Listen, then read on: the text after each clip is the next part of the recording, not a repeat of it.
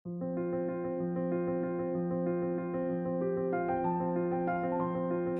সকাল বন্ধুরা, তোমরা সবাই কেমন আছো? আশা করছি তো সকলে খুব ভালো আছো, সুস্থ আছো, আর আমিও ভালো আছি। তো আজকে হলো সোমবার, আর এখন সময় হচ্ছে ওই 10টা বাজে 10 মিনিট বাকি। তো বাবা আমি ঘরে পড়ছে, আর ও আজকে স্কুলে যাবে না বলছে, কারণ শরীরটা ভালো না, কাল থেকেই শরীরটা ভালো না, জ্বর মানে সর্দি জ্বর হয়েছে, তো শরীরটা ম্যাচ ম্যাচ করছে। ওই জন্য সকালে ঘুম থেকে উঠেই বলছে মা আজকে ঘুম থেকে স্কুলে যাবো না। তো আমিও তার আগে ভেবেছিলাম আজকে আর পাঠাবো না, শরীরটা একটু সুস্থ হোক তারপরে না হলে যাবে। তো ওই ঘরে পড়ছে, আর আমি এতক্ষণ ছিলাম রান্নাঘরে। বর মশাই উঠে গেছে, শুয়ে শুয়ে ফোন দেখছে। তো আজকে সবাই বাড়িতে, বাবু ডিউটি যায়নি, তো বাবু জাস্ট ঘুম থেকে উঠলো, আর মা তো সকাল সকালই ওঠে, তোমরা জানোই।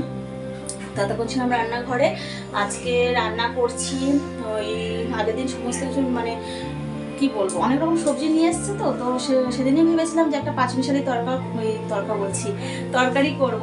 তো ওটাই বসিয়েছি, একটুখানি পাঁচফোড়ন দিয়ে আর নুন হলুদ দিয়ে ভালো করে মানে সবজিগুলোকে কষিয়ে, আর তারপরে একটু আদা আর একটু ভাজা জিরের গুঁড়ো ছিল সেটা দিয়ে ভালো করে কষিয়ে জল দিয়ে এসেছি। দেখো ঘেমে কি অবস্থা হচ্ছে, আর বাইরে একদম ঠাটিয়ে রোদ উঠে গেছে। এখন 10টা, তাতেই এত রোদ, এটা বুঝতে পারছো? তো বাবান তো করছে, বাবান উঠলে ওকে রুটি করা আছে, দেখি কি খাওয়াই, রুটি খায় না কি খায় দেখা যাক। তো শুধু তো তরকারিটা বসিয়েছি, আর করবো আজকে পেঁয়াজ ফোড়ন দিয়ে ডাল করব, আর একটু কচু করবো। তো তোমরা আমার সাথে থাকো, ভিডিওটা দেখতে থাকো, আশা করছি ভালো লাগবে। তো বন্ধুরা চলে এসেছি রান্নাঘরে। এই যে রান্নাঘরে এসে প্রথমে তরকারিটা নামিয়ে নিলাম, কারণ তরকারিটা হয়ে গেছে। তো এই যে ডাল নিয়ে নিয়েছি প্রেশার কুকারে, 1.5 কাপ মতন ডাল নিলাম। এটা আমাদের মাপের কাপ, 100 গ্রাম ডালের মধ্যে ধরে, তো সেইভাবে 150 ডাল নিলাম। মেপে করলে কি হয়, মানে হিসাব থাকে, তো ওই জন্য মেপেই নিলাম। নিয়ে ধুয়ে এই যে প্রেশার কুকারে বসিয়ে দিলাম, একটা সিটি দিয়ে নেব, তাহলে তাড়াতাড়ি হয়ে যাবে। আর যেহেতু পেঁয়াজ ফোড়ন দিয়ে ডালটা করব, ওই জন্য পেঁয়াজ লঙ্কা সব কুচিয়ে রেখে তারপরে যাব আমার ঘরে। প্রচণ্ড গরম লাগছে, ভ্যাপসা গরম, মানে মেঘলা ওয়েদার, আবার কখনো হলো ঠাটা পড়া রোদ। এখন তো বর্ষা, এরকমই হবে, তো ভীষণ গরম। তো বন্ধুরা ডাল সেদ্ধ বসিয়ে দিয়ে আসলাম, একটা সিটি পড়ে গেলে হয়ে যাবে, তাড়াতাড়ি হয়ে যাবে, ওই জন্য প্রেশার কুকারে দেওয়া। তো ডালের জন্য তো পেঁয়াজ লঙ্কা সবই কুচিয়ে রেখে এসেছি ফোড়নে দেওয়ার জন্য। একটু বসে নিই, প্রচণ্ড গরম লাগছে, আর বাবান এখনও পড়ছে। আর এই দেখো, দেখতে পাচ্ছ? তো এই আর কি। তো বন্ধুরা তখন তোমার সাথে কথা বলছিলাম, তারপর দেখলাম ফোনের দিকে তাকিয়ে ব্যাটারি একদম লাল হয়ে গেছে। কিছুতেই মনে থাকে না যে রাতে ফোনটাকে চার্জ দিয়ে রাখছো, তো ওই জন্য ফোনে একটু চার্জ দিয়ে নিলাম।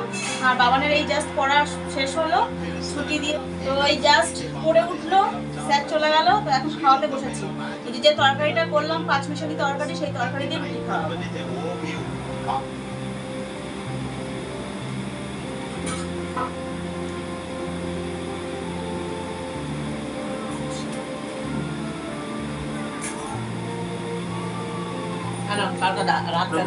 মিষ্টি আলুগুলো না সেদ্ধ হয়নি জানো মা,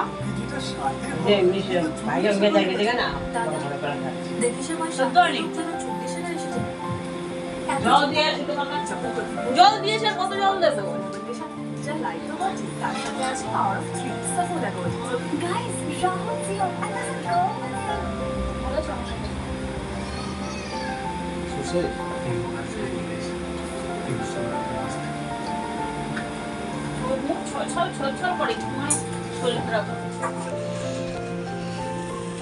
তো বন্ধুরা তোমরা নিশ্চয়ই ভাবছো যে প্রেশার কুকারে ডাল বসিয়েছে, তারপরে আবার এর মধ্যে কেন ডাল, কি হয়েছে বলো তো?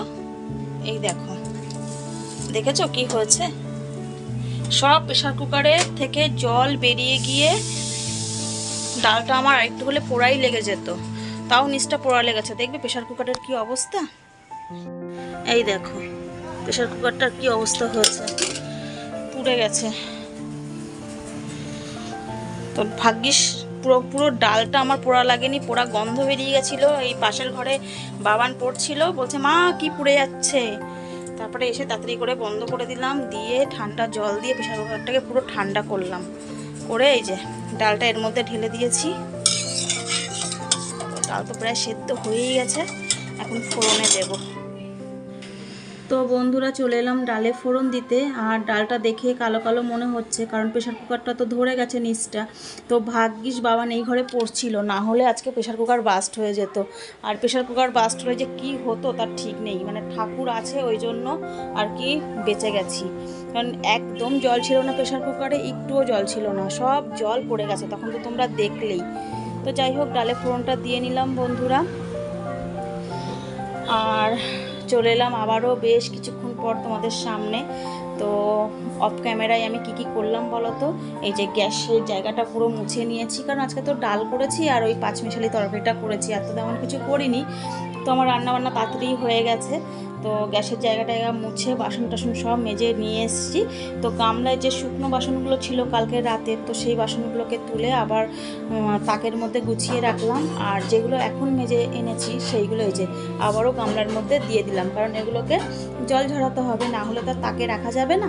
তো এগুলো এই যে উপর করে দিলাম, দিয়ে এখন ঢেকে টেকে দেবো।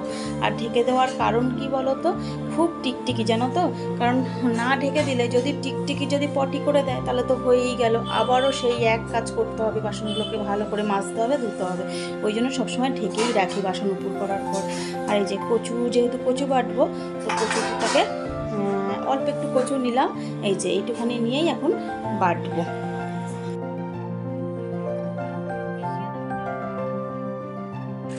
তো বন্ধুরা, ঘরটা দেখে বুঝতেই পারছো বাইকটা নেই, তার মানে বর্মশাই ডিউটি বেরিয়ে গেছে। তো এই ঘরটা তো সকালবেলা পরিষ্কার করছিলাম, তার মধ্যে আবার যেতে হয়েছিল রান্নাঘরে। তো দেখো ঘরটার কি অবস্থা, এই অগোছালা ঘরটা এখন আমি সুন্দরভাবে আমার মনের মতন করে এখন গুছাবো। আর সময় হচ্ছে 12:10 আর 15-র মাঝখানে। আর বাবান কি করছে বলো তো, এই দেখো কি করছে। তো চলো এই অগোছালো ঘরটা এখন সুন্দর করে গুছিয়ে ফেলি, তোমরা আমার সাথে থাকো।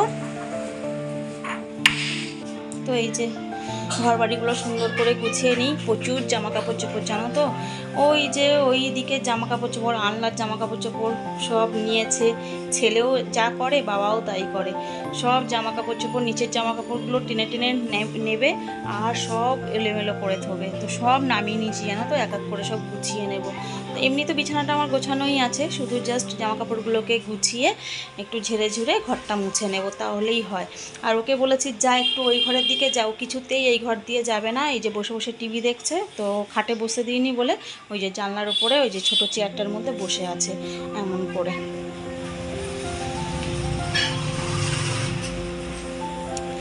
আর কালকে যেহেতু খেলা আছে, আজকে তো আর নেই, তো জামা কাপড় চোপড়গুলো সব এই যে নিয়ে নিলাম, এগুলোকে সব ব্যাগের মধ্যে ঢুকিয়ে রাখবো। তো বন্ধুরা এখন সময় হচ্ছে 2টো। আর যে অবস্থায় দেখেছিলাম আমার ঘরটাকে, তো গুছাতে আমার প্রচুর সময় লেগে গেছে, প্রায় 1.5 ঘন্টা মতন গুছিয়ে ঘর দোর মুছে তারপরে গেছিলাম স্নান করতে। স্নান সেরে খাওয়া দাওয়াটাও কমপ্লিট হয়ে গেছে, এখন এই ছেলে নিয়ে একটু ঘুমাবো। শরীরটা তো ভালো না, আর আজকে যেহেতু মাঠ নেই, মাঠ থাকলেও আজকে হয়তো নিয়ে যেতাম না, কিন্তু কালকের যেহেতু মাঠ আছে কালকে অবশ্যই নিয়ে যেতে বলেছে। হয়তো খেলবে না, যদি শরীর না ভালো থাকে তাহলে তো আর খেলবে না।